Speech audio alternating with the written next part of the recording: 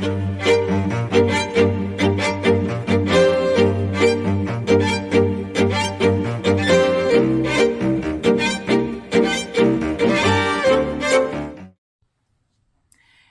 and welcome back to Aubrey Books and Coffee. Please grab your favorite beverage of choice and join me. So it's the end of April, you guys. It's the last official day. I am so excited to do these reviews with you. I'm excited to welcome in May and a brand new TBR. I know that, like me, there's all the things. You want all the things and to read all the things. So let's go ahead and talk about the ones that did get read this month. So hang on and definitely watch tomorrow's video because there's several very important announcements that are going to be coming down that I hope excite you as much as they excite me. So first, I finished this month A Million to One. Now, with this one, I ended up giving it a 3-star. If you want the full review, I'm sorry, you're going to have to watch my video, the vlog I did on it for Once Upon a Book Club. The next one that I ended up finishing was The Way of Kings. This one I gave a 5-star, and again, if you want a full review, you're going to have to watch my fantasy vlog. What is going on here? The third book I finished this month was The Davenports, and I gave that a 2-star. And again, yes, that's right, I'm sending you to my vlog of Once Upon a Book Club to see that one. The next one I finished, the fourth one, was Malice. I gave that a 3-star, and yep, I'm pointing you to the fantasy vlog, but don't push the button. Don't stop watching because the rest of these I'm going to actually review here. So the fifth book I finished was The Promise of Blood, and I gave that a 3-star. Now for this one, this was the book club pick from Cassidy's book club, Backlist Books, and it wasn't the greatest. I gave it a 3-star because when it comes to fantasies, I'm not as picky as I am with romance or with YA. And honestly, with this one, there was some really good points. It was kind of strange. I had never done a fantasy before where they had gunpowder mages, the ones who could kind of sense when gunpowder was being used and could kind of control the bullets and where they go. But it was also a little strange. Like, you had a guy who was apparently addicted to this, and so he would snort some gunpowder before he went into battle and stuff. And then there were other things, of course, that made it, again, just kind of weird and out there for me. Well, Cassidy, of course, didn't like it. And so she said, instead of continuing this series, we're going to go with something different. But you'll have to tune in tomorrow to hear more about that. I'm just shamelessly plugging around.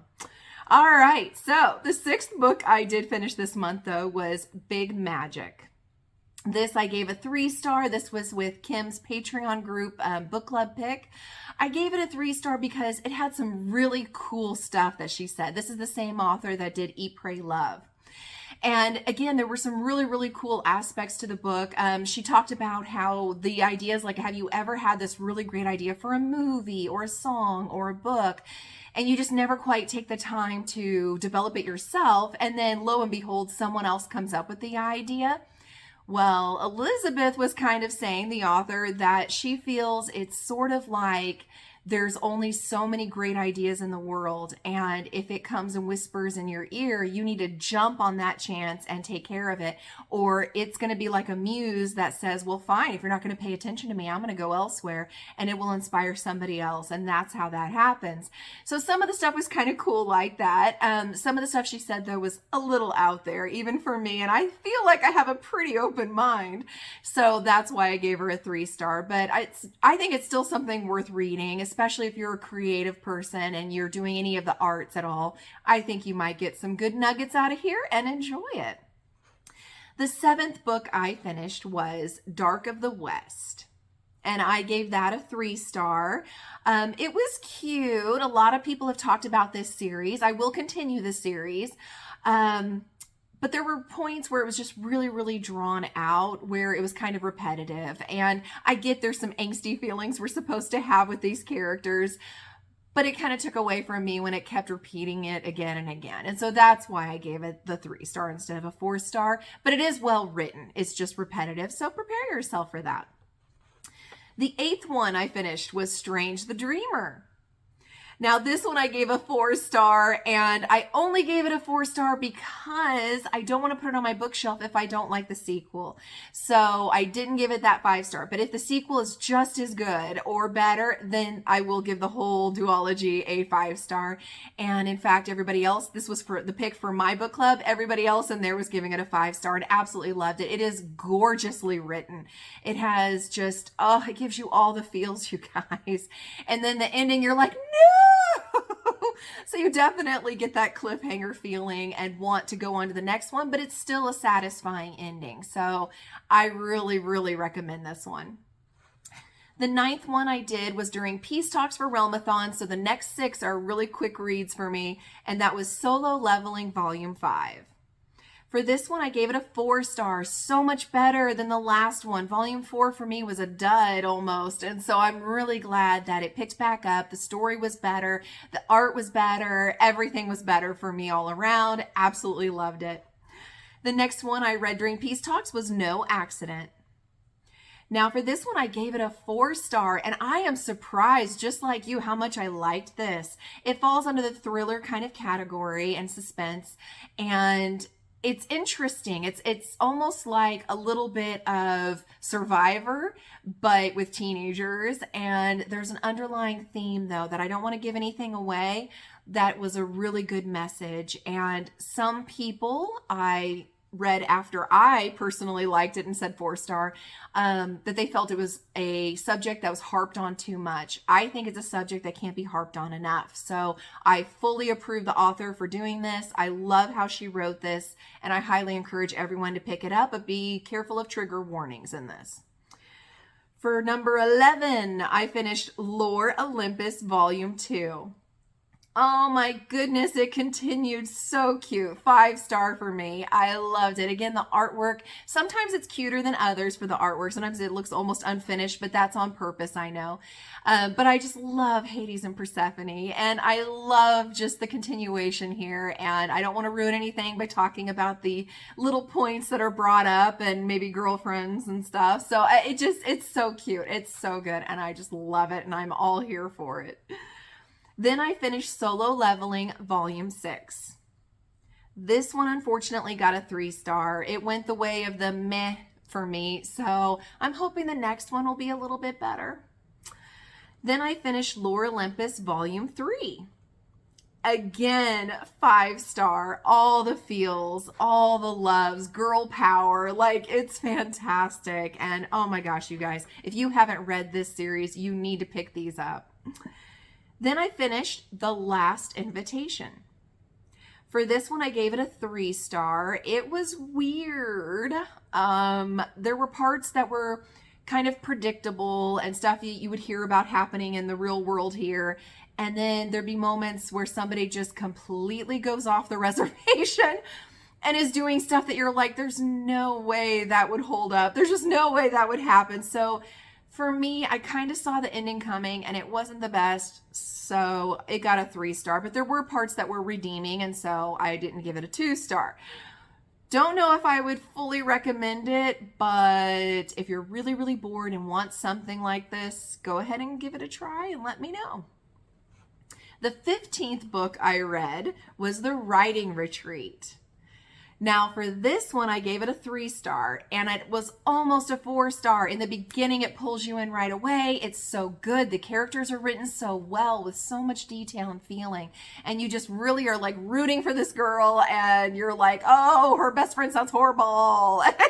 Yeah, it just really pulls you in, and it's so good. And such a cool concept to be able to write with somebody that you consider a hero of yours, that's an author that's written some amazing work. And it just sounds so incredible, and the writing deal that you get to have if you're the best. But then stuff starts happening that's really weird and really trippy, and I use the word psychedelic on purpose, and it just really dissolves quickly and gets weird. And then the ending, I have to say, I kind of saw coming, and I felt like it was just kind of slapped together just to end it. And so for me, it took away, and that's why I went from the 4-star down to a 3. The 16th book that I read was Wicked Beauty.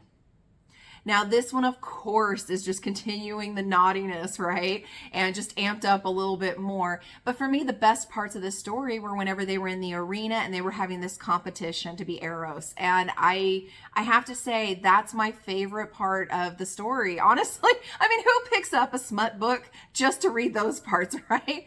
But honestly, the others were just a little over the top for me and weren't my favorite. So that's why I gave it a 3-star. The 17th book I finished was The Adventures of Amina al-Sarafi. You guys, this one was a surprise 5-star for me. Oh my gosh, I loved it. I am so glad that I loved it because that edition, absolutely gorgeous, and now it gets to stay on my shelf. I'm sorry, but not sorry. But I loved it. I think Amina's whole like sarcastic look on life is hilarious. And they added a little nuance I didn't expect, which was like, it was an interview. So you would literally have parts where you're reading and then all of a sudden she's like, so this is what was what was that? Oh, you don't want me to talk about that? Oh, okay, I won't. So ask me later. So instead we'll talk about, and it's like she's actually sitting there doing an interview. And it's so cute. It is absolutely adorable. I love it. I love all the characters you meet in this and the people you cheer for, the people that you hate. I mean, you get the whole gamut of emotions and I just loved it. It gave me all the feels and the ending was very satisfying. And so I highly, highly recommend you pick this one up. Then I finished Ship of Magic. Now, so many people were talking about how, oh, the Live Ship Trader trilogy, you're going to love that so much more than the Farseer trilogy. Forget Fitz, this is pirates. Well, I do love me some pirates, but no, I gave it a 3-star. Maybe it's because I had to wrap my mind around things like the magic that's involved in the traders that when they have these ships, each generation pours a bit of their soul into the ship until one day it awakens and then becomes a live ship. And yeah, it was just kind of different. And then this whole family where they've got a daughter they're trying to, raise, but she wants to hurry up and grow up. And it just, I don't know, it was just weird for me. And this poor son that gets so abused by this family, and he has some really rough issues. Some he brings on himself, but some were completely out of his control. Also, a heads up, they deal a lot with slavery on these ships. And it just, maybe that was part of what was just not great, but I don't know. It just wasn't me. I like Fitz's story a whole lot better, but getting ready to do another month and thereby the next book. So we'll see. Maybe the trilogy will get better as I go along. We'll see. So I gave it a 3-star in case I didn't say that. The next one I read was Monsters Born and Made.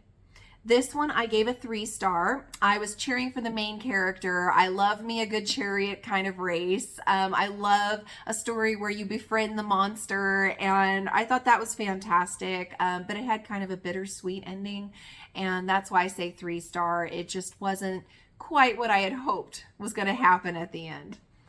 The 20th book I read this month was Dark Dawn.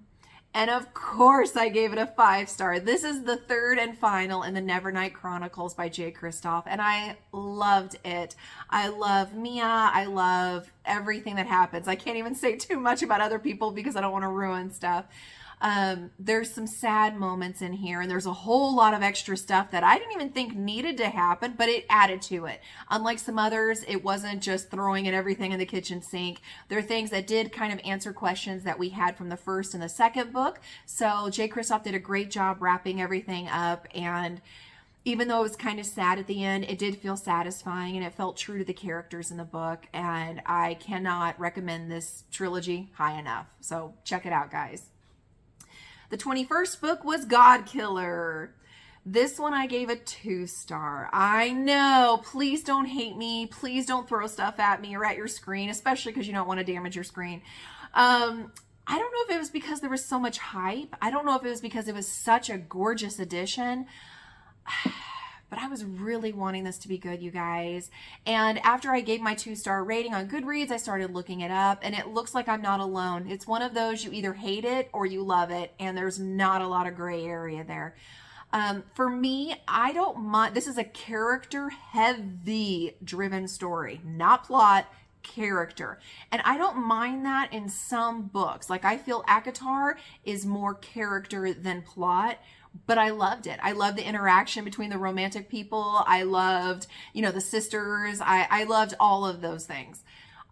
Here, I really didn't care about the characters. I really didn't get invested in them. And that seems to be the recurring theme for people who did not like the book, is they felt like it dragged along. So you would literally have 50 pages of character dialogue that you could care less about, and characters you could care less about before they moved forward an inch. So it just was. It fell flat for me, but maybe you'll love it. So yeah, that's all I'm going to say about that. Next, I finished The Shadow of the Gods. This one I gave a 3-star. It pulls you in parts. Some of the characters are memorable and are a lot of fun to follow. Others could not tell you if my life depended on it who they are. I could not even tell you what part they had in this book and what their point in existing is, because they just bored me that much. So for me, it was kind of a mess. I really, really loved Malice. And again, you'll have to go see that vlog to see that review. So not so much on this one. So I don't know if I'll be continuing the series or not. We'll see. The next one I finished was The Last Tale of the Flower Bride. This one I gave a 3-star. Would have been a 5-star because it is written so beautifully, you guys. I absolutely loved it. It felt like poetry. It felt, I know this is going to sound really strange, but go with it for me. It felt like butter on the tongue. I mean, it was just so nice. And the story pulls you in about this friendship that maybe is more toxic than it should be. And then this romantic, pull, and they throw in a lot of mythos and stories, and oh my gosh, it is just such a beautiful world that the author weaved for us. What lost it 2 stars for me was the ending. I saw it coming. I was pretty sure I knew what was going to happen, and it felt so rushed at the end that had it continued that beautiful imagery and beautiful writing, I feel like I would have been okay. Even though I knew it was coming, I would have been okay with it. It's the way it was just all rushed for me that made me lose it, because it didn't feel like it was written by the same author that was 2/3 of the story. So, but you may have a completely different opinion, and that's okay. With it not being a 5-star, that gorgeous edition I got from the LitJoy crate can be yours. So stay tuned with drawings and stuff. And then the last one I read, and I made it last on purpose. I'm having a heck of a time with this Star Wars one, guys. Was the Star Wars book Red Harvest. I gave it a 3-star though. It was more enjoyable than the last one. It was okay. It was creepy in parts, disturbing in others, and the ending was incredibly disturbing. So it did give you the chills, and the cover of it made it look like somebody was like drooling and zombie-esque. So I'm not mad at it for that. I thought it was an okay book. Not my favorite, but for it being as old as it is, I want to say it's like a good 13, 14 years old now. It was decently written, and it's like less than 300 pages, so it's pretty quick to get through it. But yeah, so that's all I have to say about the Star Wars one. Don't judge me. I did do my steps and mileage, and I did do my Nesta Archeron stairs. However, I cannot find my planner right now. So I honestly don't know what happened to it. I was logging the books I read, and I don't know, you guys. I don't know. So I can't tell you those numbers right now, and I do want to get this recorded and get it out on time for you. So that's all I'm going to say is I did do it. I promise I did it. And yeah, hopefully May will help me get caught up on things, because the stair-wise, I know I'm a little behind on, but the mileage, I'm good.